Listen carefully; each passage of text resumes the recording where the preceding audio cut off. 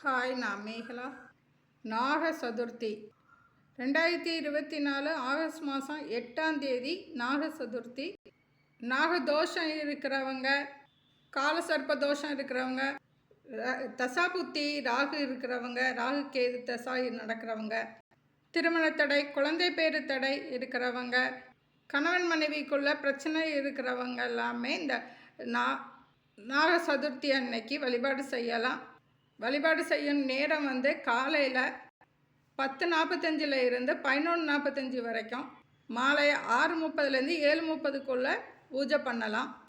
வீட்லேயும் பூஜை பண்ணலாம், இல்லைன்னா கோவிலில் போய் பூஜை பண்ணலாம். நாகர் இருக்கும்ல, அந்த மரத்தடியில் அந்த நாகருக்கு அபிஷேகம் பண்ணி வழிபாடு செய்யலாம். இல்லைன்னா வீட்டு பக்கத்தில் நாகர் புத்து இருந்துச்சுனாலும் அதில் வழிபாடு செய்யலாம். வீட்டில் வழிபாடு செய்கிறதுக்கு வராகி அம்மாவோட விக்கிரகத்தையும் எடுத்து வச்சுக்கணும்.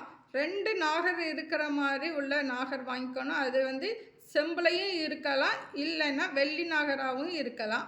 நாகருக்கு பால், மஞ்சள், குங்குமம் இந்த 3ஐயும் வச்சு அபிஷேகம் பண்ணிவிட்டு, ஒரு தாம்பூலத்தட்டில் கருப்பு முழு உளுந்து பரப்பி, அதற்கு மேலே நடுவில் நாகரை வராகி அம்மா வச்சு 7 அரச இலை வேப்பிலை இதில் 2ஐயும் வச்சு அர்ச்சனை பண்ணணும்.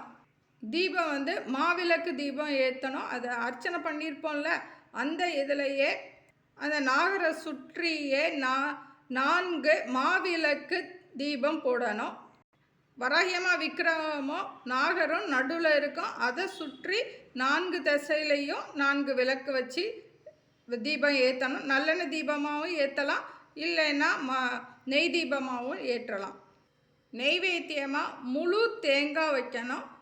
ஊறுகாய், நெல்லிக்காய் ஊறுகாய், மாங்காய் ஊறுகாய், இந்த 2 ஊறுகாயில் ஏதாவது ஒரு ஊறுகாய் வச்சுக்கலாம். நாக சதுர்த்தி அன்னைக்கு நாகதோஷம் நீங்கிறதுக்கு யாருக்காவது ஒரு 7 பேருக்கு இல்லை 11 பேருக்கு தேயிலை தானமாக கொடுக்கலாம். தேங்க்யூ.